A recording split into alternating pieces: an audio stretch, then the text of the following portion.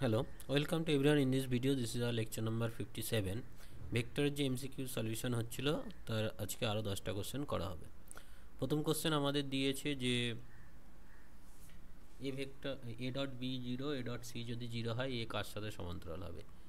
A dot B equal to zero এটা মানে বোঝায় A is perpendicular to B. আবার এ ডট সি জিরো এটা মানে বোঝায় A is perpendicular to C.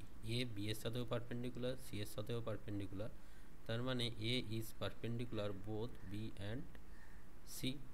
তাহলে বি আর সি এর সাথে পারপেন্ডিকুলার যদি এ হয় তাহলে বি ক্রস সি যদি করি, বি ক্রস সি করলে কি হয়, বি ক্রস সি করলে is perpendicular to both B and C. তার মানে বি ক্রস সি আর এ এরা কী হয়ে গেল, প্যারালাল হয়ে গেল। তাহলে অ্যান্সার কী হয়ে গেল, অপশান সি। নেক্সট কোশ্চেন বলছে যদি এক ব্যক্তি একটি পাথরকে উলম্ব দিকে সর্বাধিক এইচ উচ্চতা তুলতে পারে তাহলে অনুভূমিক দিকে কত উচ্চতা ছুটবে। এইচ উচ্চতা যদি তোলে তাহলে এর ক্ষেত্রে আমাদের যেটা ইউটা কি হবে না, V square equals to you square plus two A S, এই ফর্মুলাটা যদি কাজে লাগাই, অন্তিম বেগ শূন্য, প্রাথমিক বেগ U minus two G H, তাহলে ইউ স্কোয়ার ইকুয়াল টু হয়ে যাচ্ছে টু জি এইচ। সো সেই বেগে যদি এদিকে ছড়ে, রেঞ্জটার ফর্মুলা কি, রেঞ্জের ফর্মুলা হচ্ছে U square sine two theta by G. এবারে এখানে থিটাটা কত, থিটাটা হচ্ছে আমাদের এরকম। তো এই বেগে যদি ছড়ে,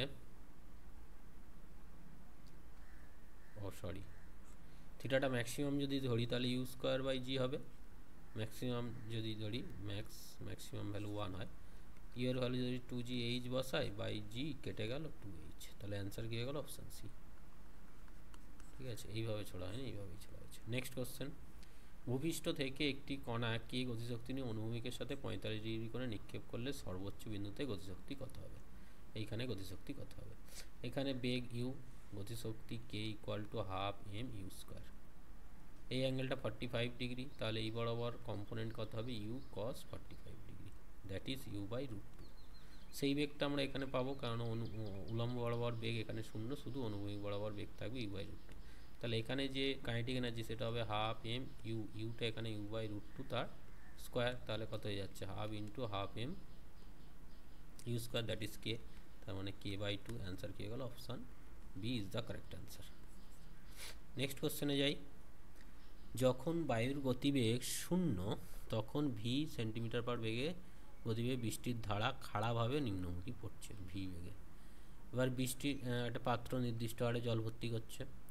এবার বলছে ভির অবিলম্বভাবে ভি এর অবিলম্বভাবে ডাব্লু বায়ু প্রবাহ হচ্ছে, এদিকে একটা বায়ুর বেগ হচ্ছে, এদিকে ভি, তাহলে রেজাল্ট্যান্ট ফোর্স এদিকে কিছু একটা হবে, রেজাল্ট্যান্টভাবে এইভাবে পড়বে। তো এই ক্ষেত্রে আমাদের যদি পাত্রটা এরকম থাকে তো সেই পাত্রে এই কম্পোনেন্টের জন্যই তো ভর্তি হবে, এই কম্পোনেন্টের জন্য ভর্তি হবে, এবং এই কম্পোনেন্টটা কোনটা, এইটা তো ভি, এটার তো বেগ বাড়েনি, বৃষ্টির বেগ তো বাড়েনি, বৃষ্টির বেগ যা ছিল তাই আছে, বাতাসের বেগটার জন্য বৃষ্টির অভিমুখটা চেঞ্জ হয়েছে, কিন্তু ওর এই যে কম্পোনেন্টটা এটা তো একই আছে, তাহলে এই কম্পোনেন্টটাই তো ওকে ভর্তি করছে, পারপেন্ডিকুলার কম্পোনেন্টটা, তাহলে সেইটা একই থাকবে, তাহলে অ্যান্সার কী হয়ে যাবে, অপশান বি হয়ে যাবে আমাদের অ্যান্সার, যে একই থাকবে। নেক্সট কোশ্চেন বলছে ওয়াই অক্ষের সঙ্গে এ ভেক্টরের কোণ কত। তো ওয়াই অক্ষ মানে কি, ওয়াই অক্ষ মানে হচ্ছে আমাদের জে ক্যাপ, জে ক্যাপ, আর ওদিকে এ ভেক্টরটা হচ্ছে root three I cap minus J cap. এদের মধ্যবর্তী কোণ, মধ্যবর্তী কোণের ফর্মুলা আমরা জানি, cos theta equal to A dot B by A B. A মানে এখানে হচ্ছে আমাদের root three I cap minus J cap dot B, B মানে কত, বি মানে J cap, divided by A B. A মানে হচ্ছে root under root three square মানে 3 প্লাস 1, আর বি মানে হচ্ছে রুট 1। তাহলে এখানে কত হচ্ছে, জে জে 1 মানে মাইনাস 1, আর এখানে হচ্ছে 4 মানে 2 মাইনাস হাফ, কসের কতর মান মাইনাস হাফ, কসের। আচ্ছা একটা জিনিস এখানে আমাদের দেখতে হবে, এ ভেক্টরটা কোন দিকে কাজ করছে, আই আর মাইনাস জে মানে এই দিকে, এটা কি হলো, আর ওয়াই অক্ষ, ওয়াই অক্ষ মানে এইটা, এই অ্যাঙ্গেলটা আমাদের জানতে হবে। আচ্ছা, ও তাহলে ঠিকই আছে, 120 ডিগ্রি মতনই হবে। এ ভেক্টরটা root three I minus J cap মানে এই বরাবর যাচ্ছে এই ভেক্টরটা, তার সাথে বলেছে ওয়াই অক্ষ মানে এইটা, এই কোনটাই তো বলেছে, এইটা তো বলেনি, এটা বললে তো 60 ডিগ্রি হতো, এটা তো বলেনি।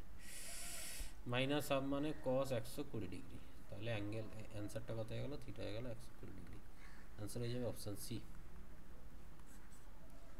ঠিক আছে, ওয়াই অক্ষের সাথে কোণ বলেছে, ওয়াই অক্ষের সাথে কোণ হচ্ছে আমাদের 120 ডিগ্রি। আর যদি এই দিক দিয়ে রোটেশনটা কোন দিক দিয়ে নেব, এই দিক দিয়ে তো মাইনাস থিটা নেই না, ও এই দিক দিয়ে নেওয়া উচিত।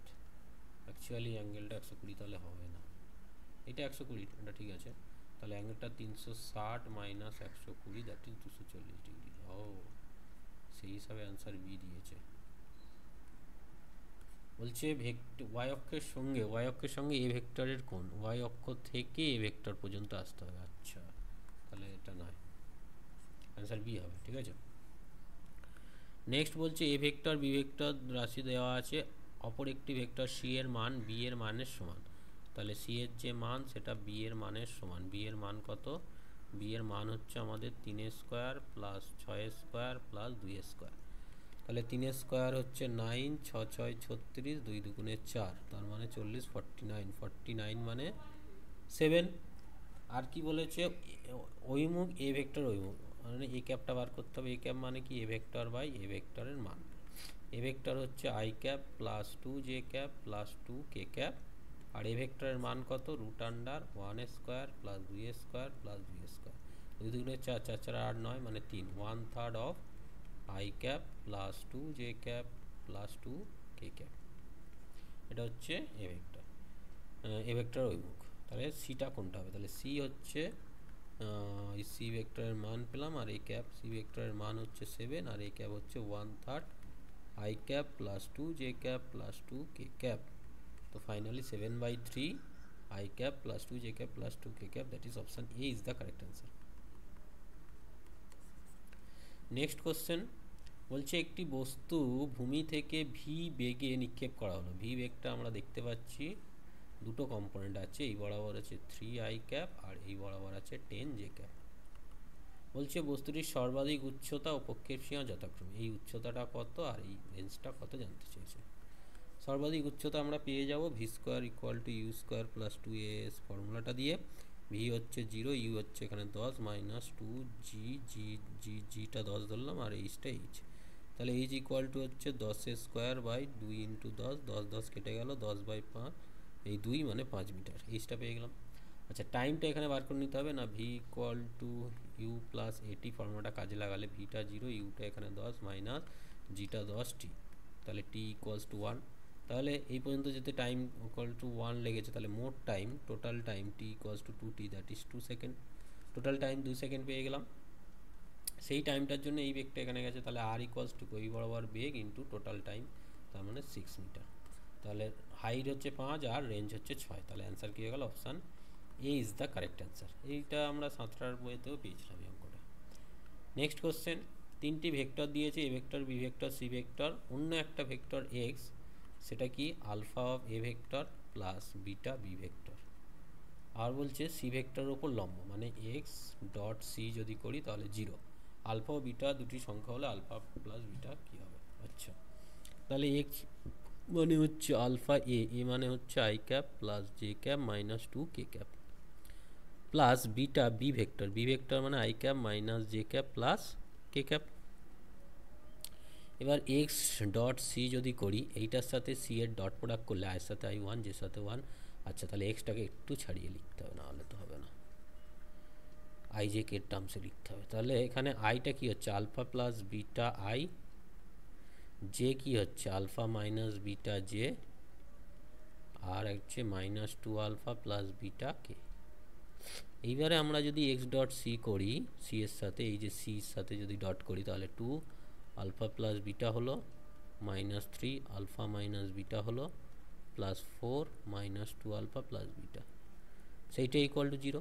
তাহলে এখানে ফাইনালি আমরা পাচ্ছি 2 alpha plus 2 beta -3 alpha plus 3 beta -8 alpha plus 4 beta equals to 0।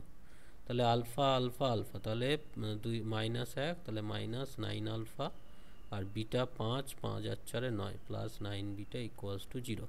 তাহলে এখান থেকে পেলাম 9 আলফা ইকুয়ালস টু 9 বিটা, তাহলে alpha by beta equals to 1/1, 1:1। Answer কি হয়ে গেল? Option A is the correct answer. Next কোশ্চেনে যাই। একটি প্রাসের প্রাথমিক গতিবেগ হচ্ছে এইটা। প্রাসের প্রাথমিক গতিবেগ দিয়ে দিয়েছে, এখানে দুটো কম্পোনেন্ট দেখতে পাচ্ছি, এইদিকে আই ক্যাব আছে, এদিকে টু জে ক্যাব আছে। আই ক্যাব জে ক্যাব আচ্ছা, যদি জি এর মান এত হয় প্রাসের সমীকরণটা কী হবে? তা কোনো একটা পয়েন্টে যদি যাই, পি এক্স কমা ওয়াই যদি বলি, তাহলে এই বরাবর এক্স আর এই বরাবর যে ওয়াই, এক্সটা তো এই বরাবর বেগ ইন্টু সময়, বেগটা ওয়ান আর সময় T, X equal to T, আর ওয়াই ইকুয়াল টু কী হবে? S equal to U T plus half A T square যদি কাজে লাগাই, ইউটা এখানে হচ্ছে two T minus half G T square, ঠিক আছে। এবার টি এর জায়গায় এক্স বসিয়ে দিই, তাহলে ওয়াই ইকুয়াল টু কত হবে? টু এক্স মাইনাস হাফ জি এক্স স্কোয়ার, এরকম কিছু আছে? ও জি এর মান বসাতে হবে, তাহলে two x minus ten by two x square, that is two x minus five x square. Answer B is the correct answer. Next বলছে একটি বস্তু 5 মিটার পার সেকেন্ড ভূমির সঙ্গে থিটা কোণে ছোড়া হলো, এই বরাবর বেগটা হচ্ছে 5 মিটার পার সেকেন্ড, এই অ্যাঙ্গেলটা থিটা। অন্য একটি বস্তু অন্য একটি গ্রহ থেকে 3 মিটার পার সেকেন্ড, এটা হচ্ছে আর্থ, এটা অন্য একটা গ্রহ প্ল্যানেট, সেখানে বলছে অন্য একটি বস্তু থেকে 3 মিটার একই কোণে ছড়ালো, অ্যাঙ্গেলটা ঠিক আছে, এখানে থিটা আছে, কিন্তু 3 মিটার পার সেকেন্ড ছড়ালো। বস্তুটি একই প্রকার গতিপথ অনুসরণ করলে, মানে রেঞ্জ বা এটা যদি একই হয়, তাহলে অভিকর্ষ ত্বরণের মান কি হবে? তো আমরা যে কোনো একটা ফর্মুলা করি, আর এর ফর্মুলাটাই ধরি। আর ইকুয়ালস টু আমরা কি জানি? U square sine two theta by G. তো এখানে থিটাটা সেম আছে, আর সেম আছে, তাহলে জি ইজ প্রপোর্শনালিটি কী হয়ে গেল? ইউ স্কোয়ার হয়ে গেল, ব্যাস। তাহলে G of planet by G of earth equal to হচ্ছে U planet by U earth তার হোল স্কোয়ার। ইউ প্ল্যানেট আমাদের বলেছে 3 আর এটা 5 তার হোল স্কোয়ার, তাহলে জি অফ প্ল্যানেট কী হবে? জি ই ইন্টু 9/25। ক্যালকুলেটারে বসিয়ে দিই, দিস ইজ 9.8 ইন্টু 9/25। দাঁড়া, ক্যালকুলেটার জাস্ট বসালেই চলে আসবে 9.8 ইন্টু 9 ইকুয়ালস টু এত ডিভাইডেড বাই 25 করলে আমাদের আসছে 3.528, 3.528। তাহলে আমরা লিখে দিই 3.528 মিটার পার সেকেন্ড স্কোয়ার। তাহলে অ্যান্সার হয়ে গেল আমাদের option A is the correct answer. তো এরই সাথে 50টা কোশ্চেন হয়ে গেল, আর 10টা কোশ্চেন আছে, নেক্সট ক্লাসে আমরা করে বলবো। This is all about me, this is my contact detail, this is my YouTube channel details. So take care, thank you.